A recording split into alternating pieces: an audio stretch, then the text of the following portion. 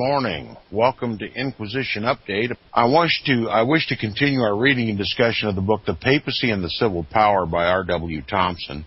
Remember, we're talking about the expansion of the temporal power of the Pope in the world, that which the Pope counterfeits Christ by calling himself King of Kings and Lord of Lords.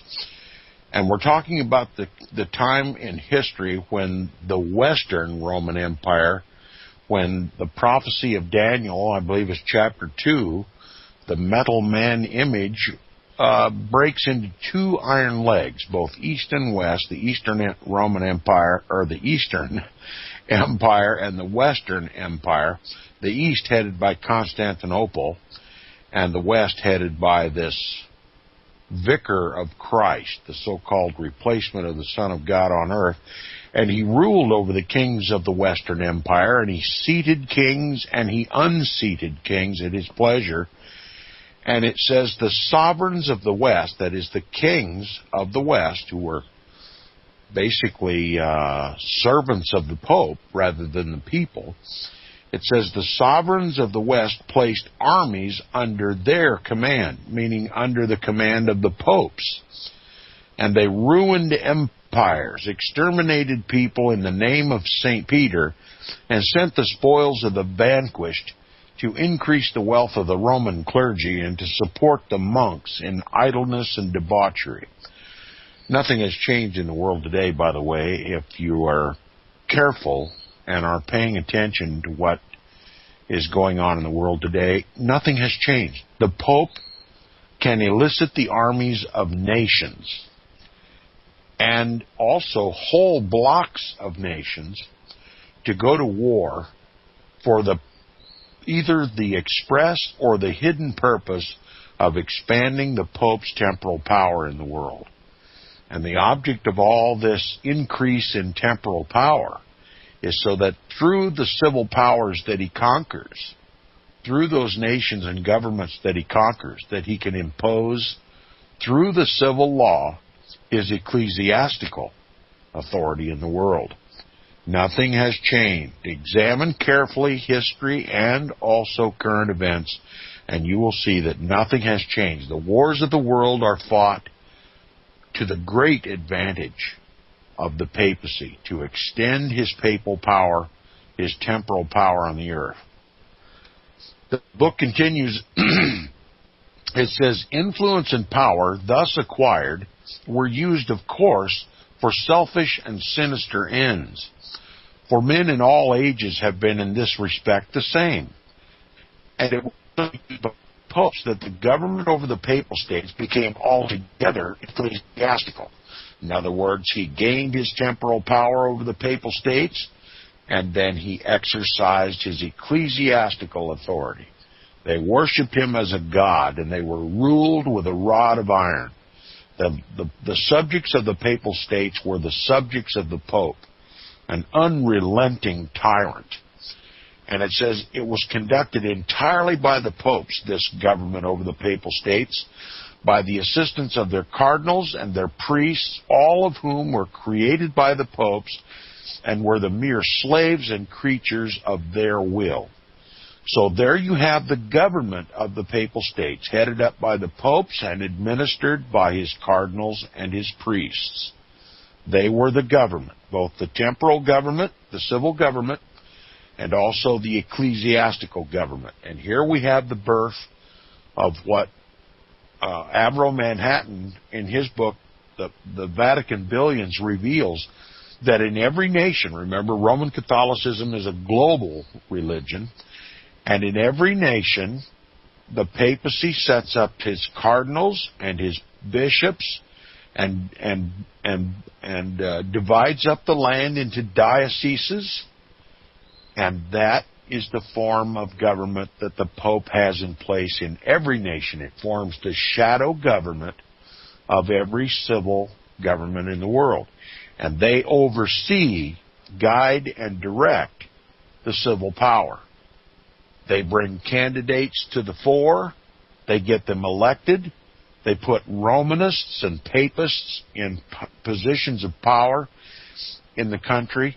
and eventually completely overthrow the government. And that's precisely what has happened in this country. It's as old as the papacy itself. Wherever you find the temporal power of the Pope, you see political intrigue.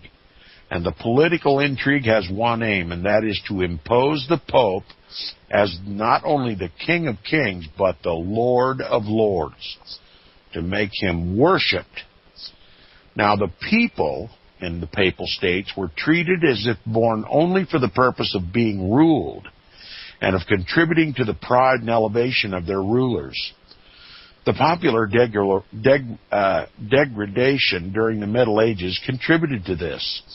And in order that there should be no change in this condition of affairs, and that the people should be kept so ignorant as not to aspire to any higher position, they were either deprived of all opportunity of education, or, if educated at all, it was only in ecclesiastical matters, and under the special direction of the priests, who took good care to see that their first and last lesson was obedience. How would you like to live in an ecclesiastical state?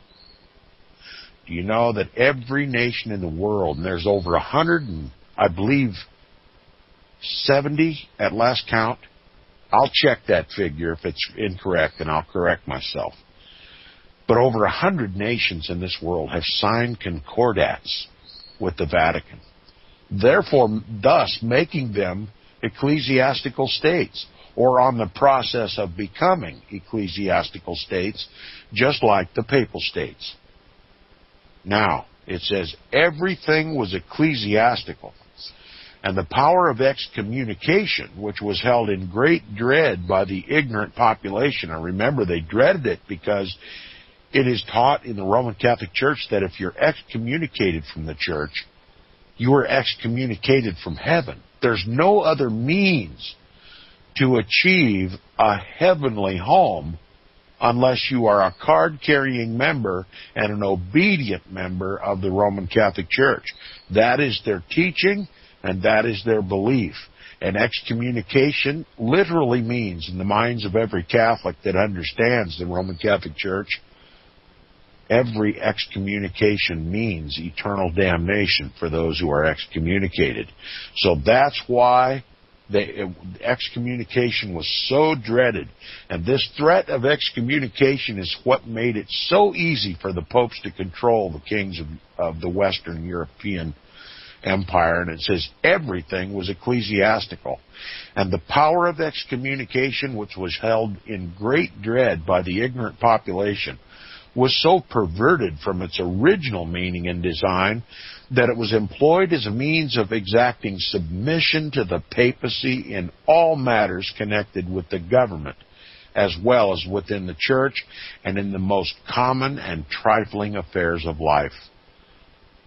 Now, the author gives us some examples of just how trifling this threat of excommunication became, how perverted that it became. He says, quote, this is a quote from a historian. It says, very few of these exertions of the supreme authority of the Vicar of Christ have any bearing on the interest of religion.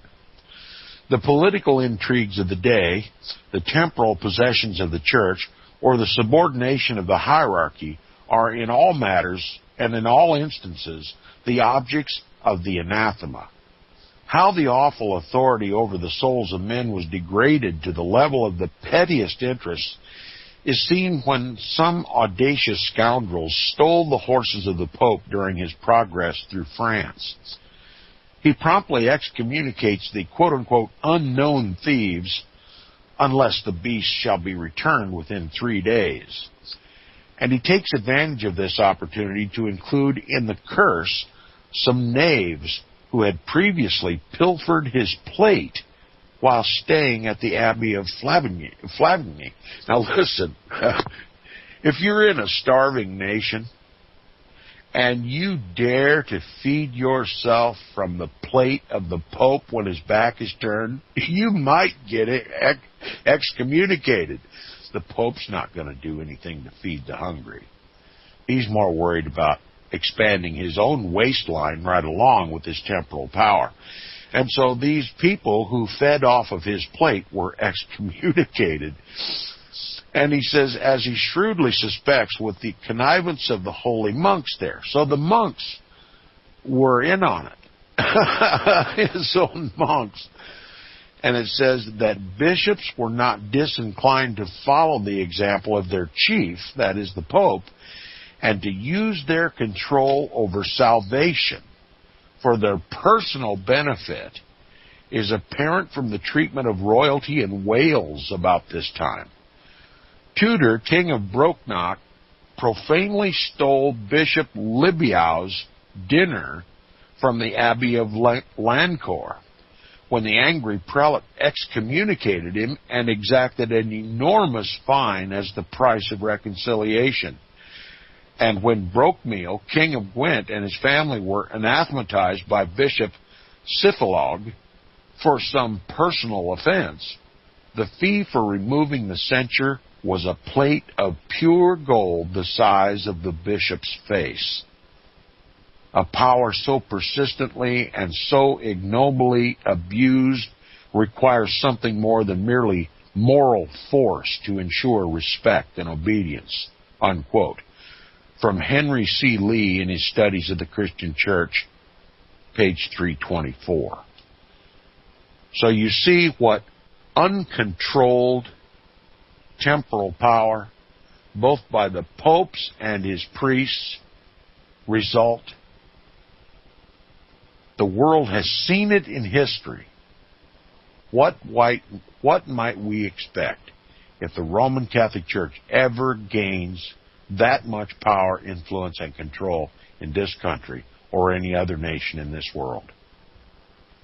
Everything was ecclesiastical. The power of excommunication, which was held in great dread by the ignorant population, was so perverted from its original meaning and design that it was employed as a means of exacting submission to the papacy in all matters connected with the government as well as with the church, and in the most common and trifling affairs of life.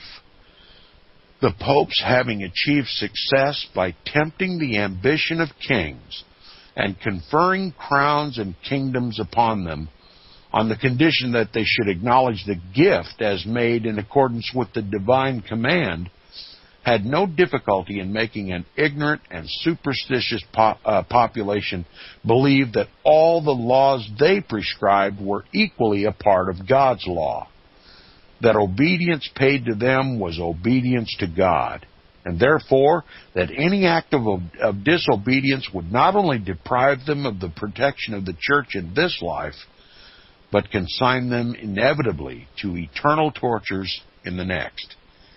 And thus the church and the state were completely united, the state obeying the church. The church, in fact, became the state by holding it in subordination. The people alone were punished. The ecclesiastics, never. They were an exclusive and privileged class. You ever hear people talk about the rich ruling elite?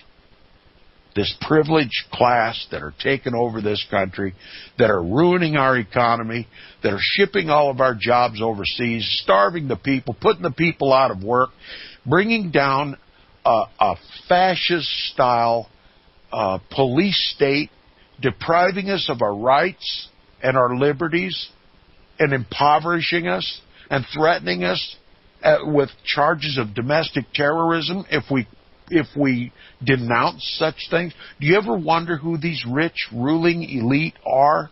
These nameless, faceless, rich ruling elite? These nondescript, rich ruling elite? The author has just told us, so did Avro Manhattan so many times in his book.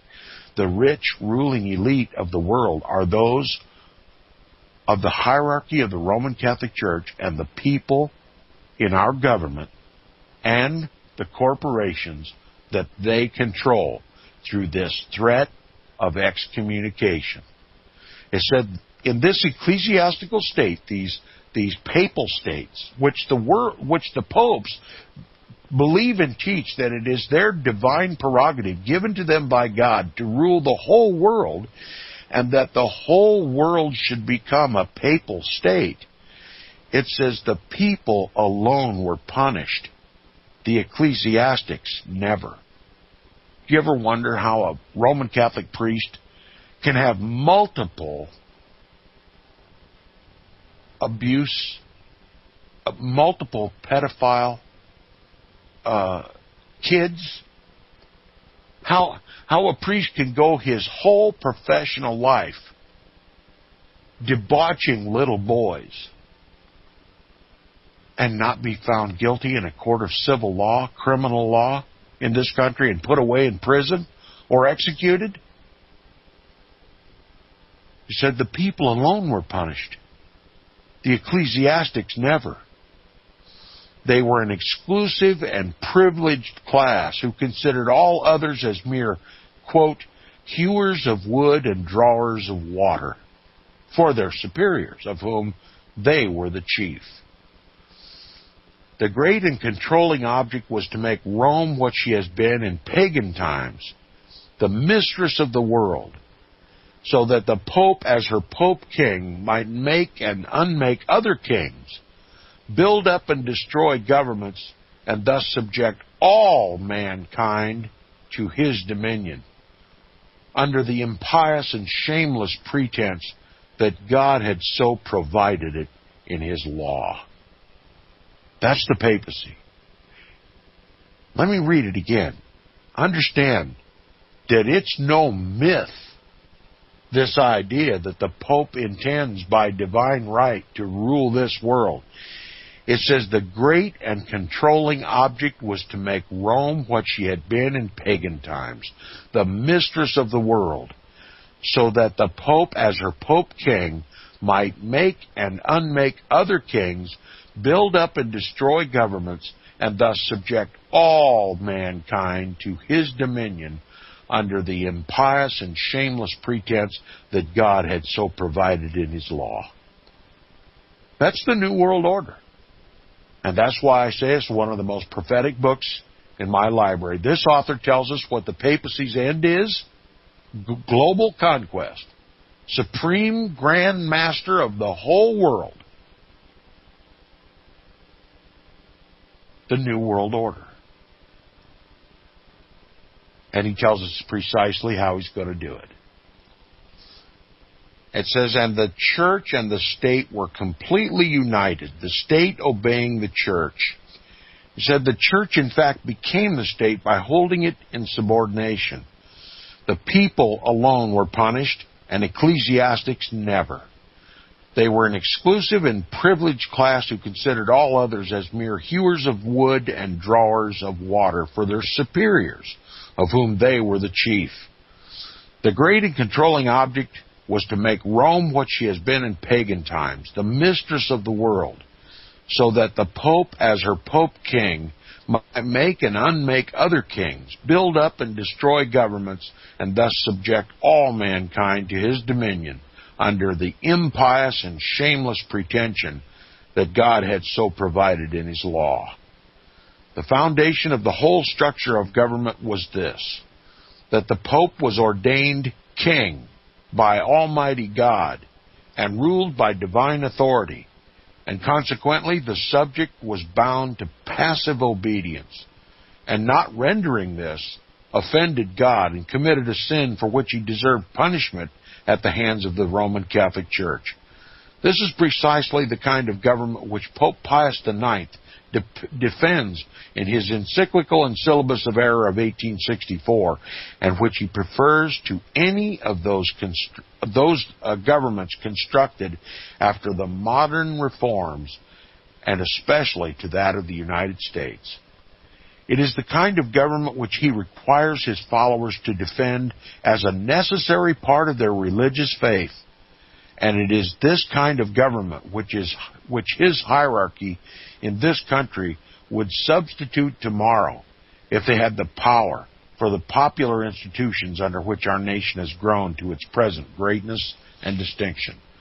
R.W. Thompson has just told us that the Roman Catholic hierarchy and the Roman Catholic people of this country are commanded on pain of excommunication to overthrow our Protestant constitutional republic and replace it with a government that obeys the canon law. and makes Roman Catholicism the state-sponsored religion, does away with religious liberty, and imposes the temporal and spiritual power of the papacy upon the people of this nation without fear of overthrow from any quarter. And that means Protestantism must be destroyed. That's the entire object of the New World Order, to destroy Christ's authority among his people and replace it with the authority of Antichrist. We'll continue on Inquisition Update. We turn from the break. You're listening to Inquisition Update on First Amendment Radio. We'll be right back.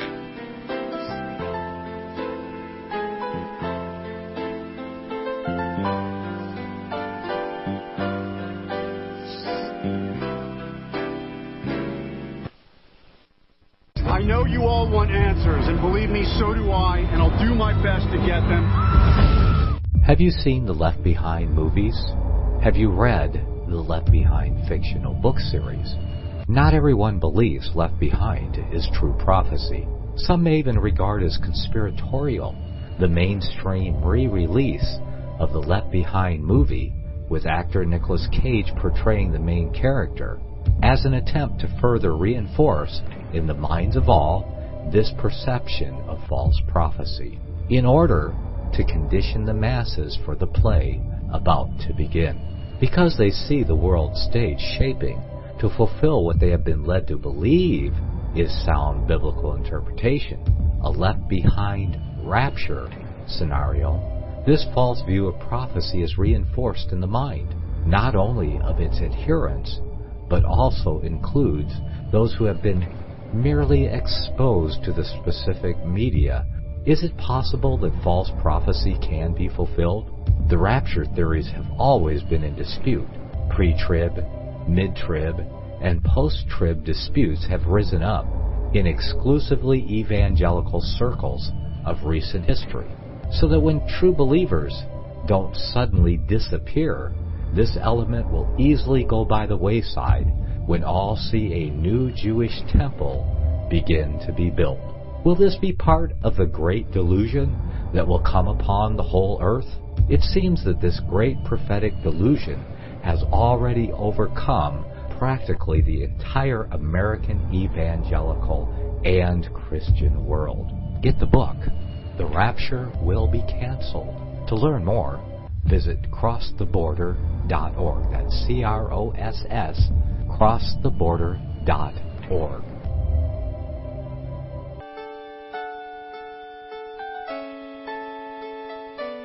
The program you are listening to is 100% sponsored by you, the listener, on this First Amendment Rights Media channel. You will notice that there are few commercials on this radio network. There's a good reason for that. Corporate advertising dollars come with strings that limit program content. So without your help, these programs cannot continue on Internet or our several affiliates. If you benefit by the educational law programs, we ask you to give. If you are admonished or nurtured by the Bible and ministry programs, we ask you to give. If some voice a cause that you are passionate about, we ask you to give.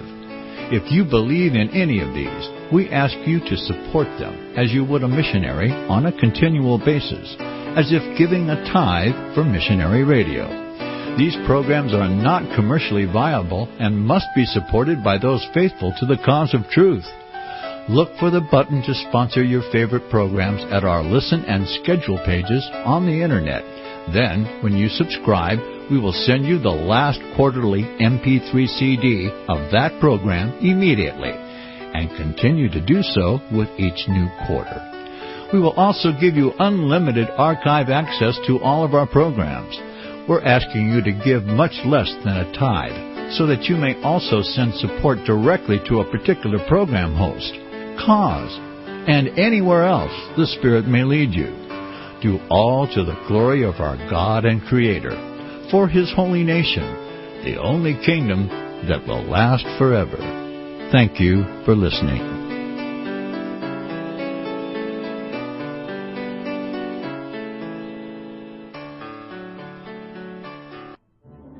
The book of Revelation says, the spirit of prophecy is the testimony of Jesus Christ. This is at the very heart of FirstAmendmentRadio.com. In that spirit, we have created the Prophecy Reality News app for all of your mobile devices, streaming First Amendment Radio 24 hours a day, 7 days a week. Available for your Apple, Android device, and smartphone, absolutely free. Get the Prophecy Reality News app installed today so you can listen to First Amendment Radio wherever you are. The Prophecy Reality News app. Get it now.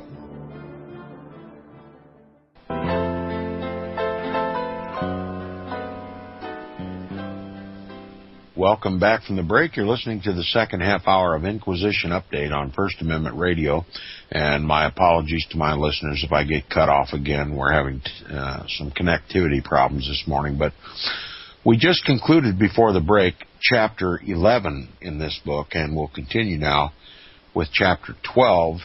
And at the beginning of each chapter, it gives a brief list of the subjects that we'll be discussing during this chapter. And by the way, I forgot to tell you at the beginning of the program what page we're on. If you happen to be on the old website and have uploaded the book or downloaded the book and are following along, we'll begin now at the top of page 356. 356, and I should check and make sure that the pagination is the same on the copy that's on my website with the hard copy that I have in my hands. But nonetheless, if the pagination isn't the same, at least we'll know that we're just beginning the chapter 12. So in that copy on the internet, if you're following along, look up chapter 12, and we'll follow along there. Now, we're going to talk about these subjects in this chapter: the Pope's subjects of the Eastern Empire, the 9th century, the Emperor Leo V and Pope Paschal I, image worship, the Church of St. Cecilia in Rome, Louis le Debonair, factions at Rome, Constitution of Lothair, Eugenius II and Valentine, or Valentine, as you might pronounce it, Gregory IV, Sergius, the death of Pope Leo IV, the alleged Popess, Joan. That's right, there was a female pope that has been challenged by many papists, but I believe the evidence is clear, and now many admit that there was indeed a female pope. We're going to talk about Peter's Pence, the precious Peter Pence. We'll talk about that. The East separates from the West, which we've already touched on. Nicholas I claims universal power, his manner of exercising it. Boniface VI poisoned by Stephen the VII. That's right, popes killing popes. They're infallible, you know. And we're going to talk about the trial of a dead pope. That's right, they dig them up if they have to. And it says we're going to talk about the pseudo-Isidorian decretals. Now, when we get to that portion of the chapter, I hope my listeners are paying close attention. The pseudo-Isidorian decretals. Lie upon lie. Lie upon lie. Here a little and there a little is the Roman Catholic Church. And we're going to talk about Victor I and the celebration of Easter. Yes, that was a controversy in the Roman Catholic Church.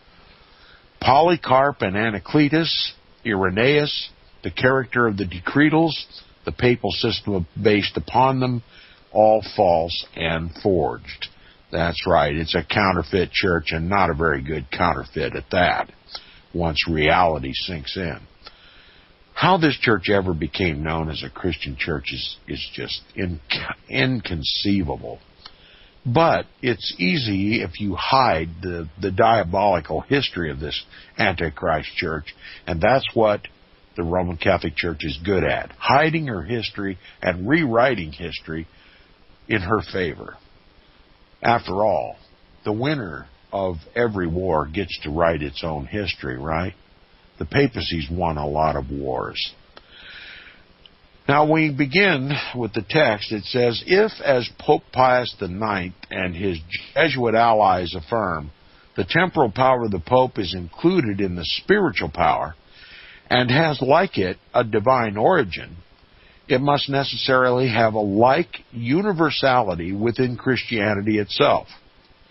It is in this sense that it is claimed to belong to the quote-unquote primacy of Peter, and is considered essential to the Pope's ecclesiastical supremacy over the world.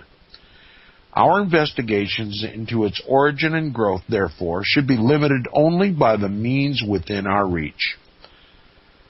Eloquent is R.W. Thompson, but he's clearly telling us that we should use every means at our disposal to study the history of the rise of the papacy and the rise of his temporal and ecclesiastical power in the world.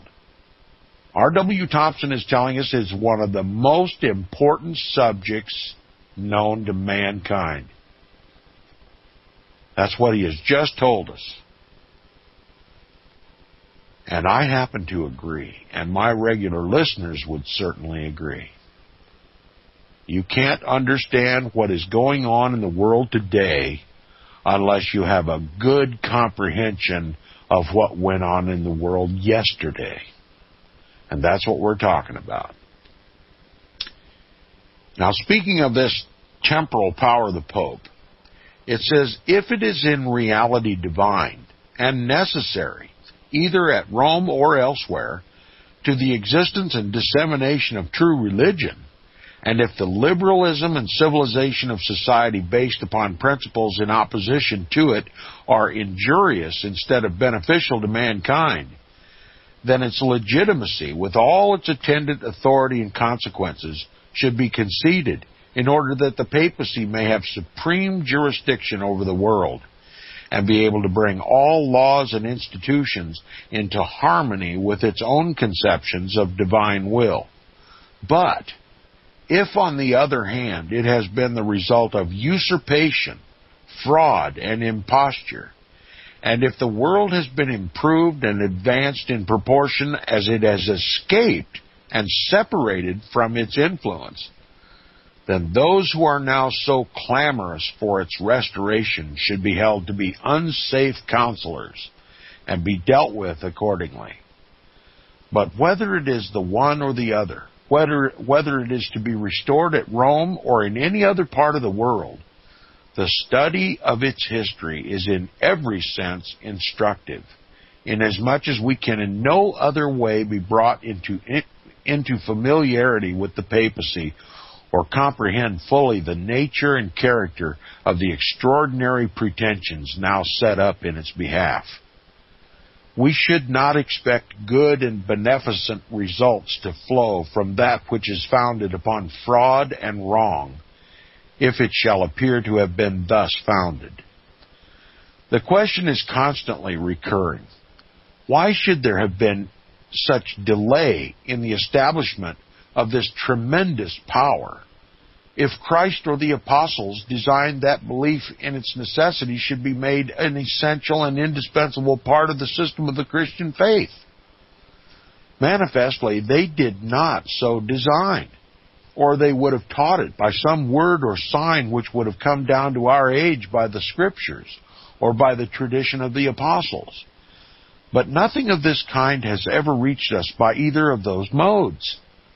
Paul was imprisoned and martyred at Rome by the civil authority, and if Peter was ever there, he met the same fate. The several persecutions through which early Christians passed originated with and were conducted by the same Roman authority. And nowhere in any history of the first centuries is there a single word affirming that either Peter or Paul or any bishop of the Roman or any other church possessed the power of a temporal prince. On the other hand, in those primitive days of the church, the bishops and the clergy devoted themselves to the work given them to do by the Master, capital M, that is Christ, and made it the study and effort of their lives to imitate his example of benevolence humility, and love. They did not strive for the honors, wealth, or power of this world, after temporal scepters or the crowns of kings, but after the salvation of immortal souls. And yet he who today denies either the lawfulness or necessity of the Pope's temporal power, if he belongs to the Roman Catholic Church, is excommunicated because he violates the true faith. And if he do not, he is denounced, cursed, and anathematized as a heretic. And whole books are written with learning and wonderful ingenuity to prove that Christ's church cannot exist without it. The Pope himself sends forth from his pretended prison this lamentation at its loss of his power, and his followers forthwith combine themselves into a compact and formidable organization, demand assistance from governments, threaten another bloody crusade, and pledge themselves never to remit their efforts until the crown of royalty is again placed upon the papal brow. You see what R.W. Thompson has just described? A Roman Catholic, a united, concerted, and Roman Catholic effort in the name of religion to restore the papacy's temporal power in the world, no matter the cost. He says, we have seen that this power did not exist in any form before the separation of Rome from Constantinople, of the West from the East, and also the effect of this separation upon its acquisition. This brings us to still more solid ground, to the investigation of events which, although not entirely free from difficulty, have a better foundation. Mr. Hallam, who is accepted as undoubted authority on all hands, says this, quote, the popes appear to have possessed some measure of temporal power, even while the city was professedly governed by the exarchs of Ravenna in the name of the Eastern Empire. This power became more extensive after her separation from Constantinople. It was, however, subordinate to the undeniable sovereignty of the new imperial family, who were supposed to enter upon all the rights of their predecessors. There was always an imperial officer or prefect in that city to render criminal justice. An oath of allegiance to the emperor was taken by the people, and upon any irregular election of a pope, a circumstance by no means unusual, the emperors held themselves entitled to interpose. But the spirit and even the institutions of the Romans were republican, unquote. Republican was the Roman government, the legitimate Roman government, not the papacy. The papacy is never a republican government. It is an autocratic dictatorship, a malevolent dictatorship, and it is waged in the name of religion. Now, Archbishop Kenrick is not ingenuous when he quotes the first two sentences of the above extract to show the existence of the temporal power before the separation from Constantinople and its increase, quote, on her separation from Constantinople, unquote. By the omission of all the latter part of what McCallum says, what Mr. Hallam says, he fails to show the, quote, undeniable sovereignty, unquote, of the empire, that an oath of allegiance to it was required, and that the emperor had the right to interfere even in the election of a pope. Why this omission? Manifestly because the whole of what Mr. Hallam says repudiates all idea of any sovereignty except that possessed by the emperor, a concession which even so fair a man as Archbishop Kenrick could not make while held in the toils of the papacy. But his omission is not so bad as his misquotation. For the purpose of making it appear that the immediate effect of the separation of Rome from Constantinople was a great increase in the temporal power of the Pope, with the consent of the King of France. He quotes the second sentence in the above extract from Mr. Hallam thus, quote, "This power became more extensive on her separation from Constantinople," unquote. Mr. Hallam did not use this language. The word employed by him is after, not on. Quote, "This power became more extensive after her separation from Constantinople," unquote.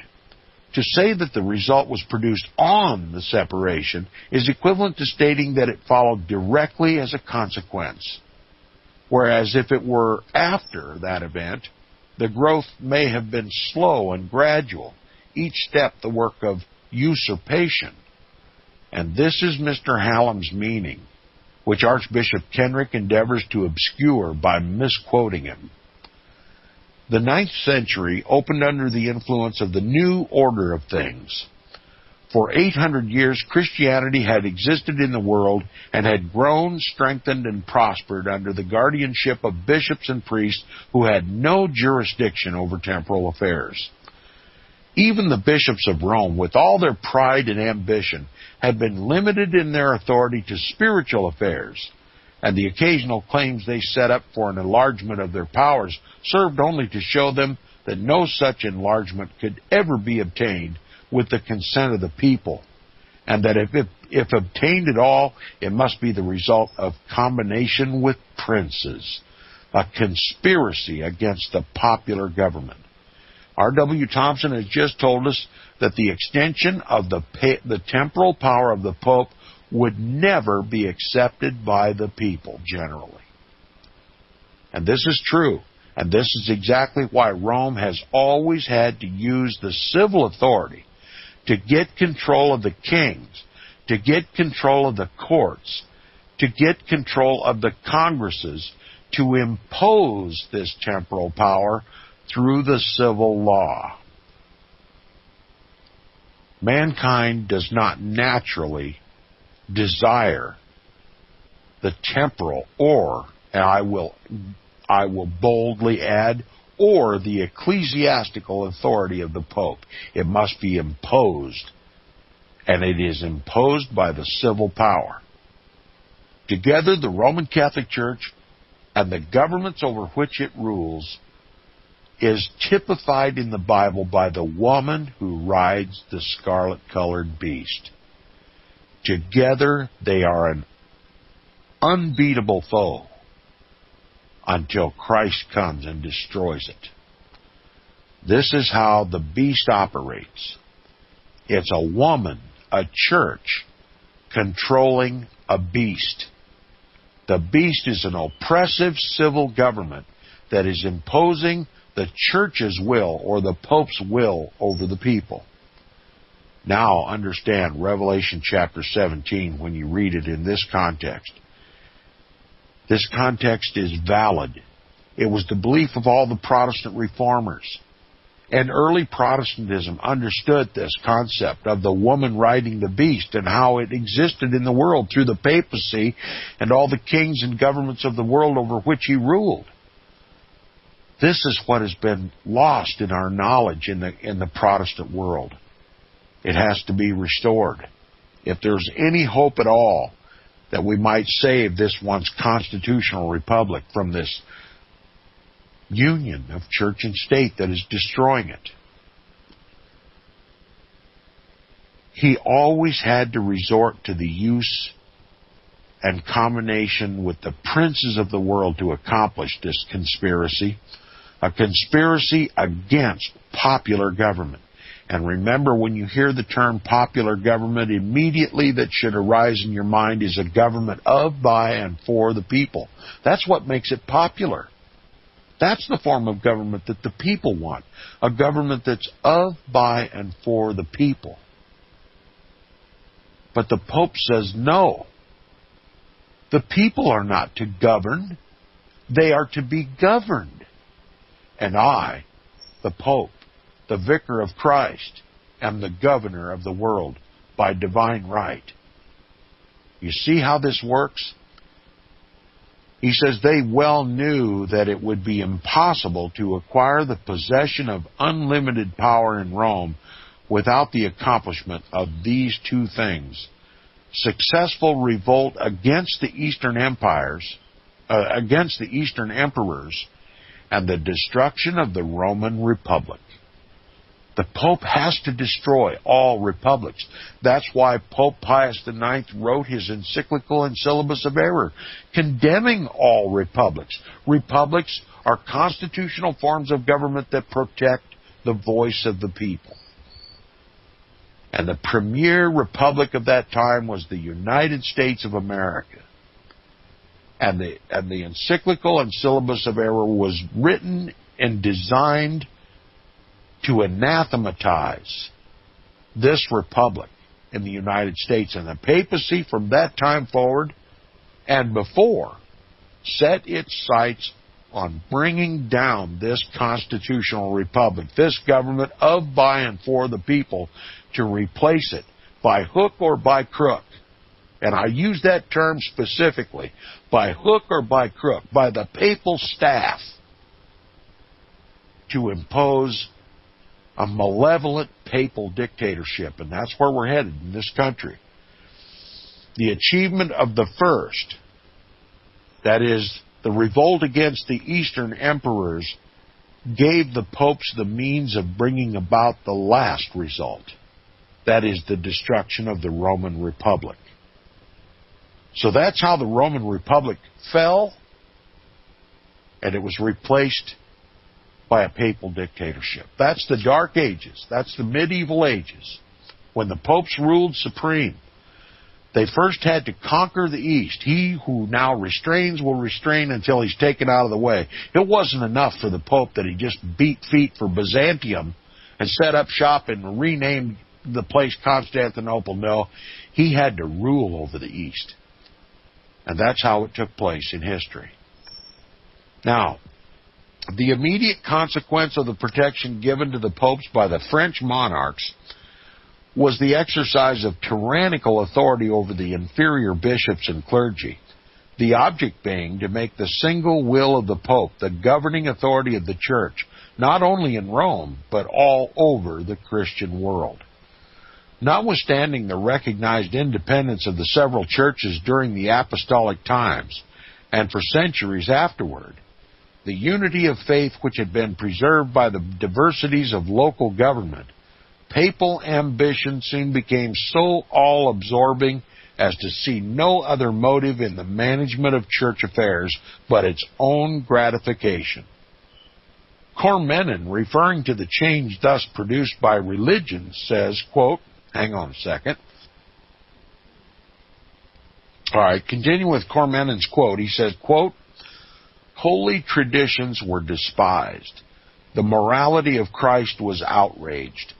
The orthodoxy of the Church no longer consisted in anything but the sovereignty of the Pope, the adoration of images, and the invocation of saints in sacred singing, the solemnity of masses and the pomps and ceremonies, in the consecration of temples, splendid churches, monastic vows, and pilgrimages.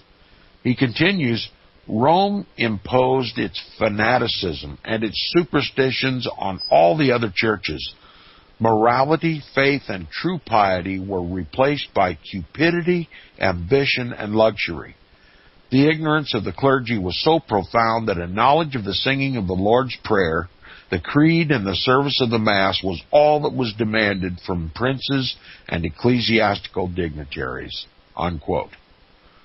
Paschal I became Pope in the year 817, and Leo V, the Emperor of the East, and Theodore, Patriarch of Constantinople, sent nuncios to him with the view of reconciling the disagreement between the Eastern and Western Christians, and I would rather say Catholics, in reference to the worship of images. Now remember, Christians have never worshipped images and idols. When you begin to worship images and idols, you no longer fit the definition of a Christian. You've become a pagan. But there was a great controversy, the war of the iconoclasts between the Eastern and Western Roman Church. People will cringe when I say that, but it's still the same church. But there's this apparent conflict between the East and the West over the veneration of images and idols and angel worship and all that stuff. And so the East sent nuncios to the Pope to somehow reconcile this difference over the worship of images and idols. In other words, make some kind of compromise over their paganism. But the Pope, fearing that a reconciliation of this kind would lead to the impairment of his papal influence and put an end to the alliance with France, and caring far more for his own temporal power than for the restoration of harmony in the Church, refused to receive the nuncios or even hear any suggestion of the compromise. He drove them out of Rome in disgrace and relied upon the protection of the King of France, and he had the impudence soon after to send legates to Constantinople. I'll see you tomorrow.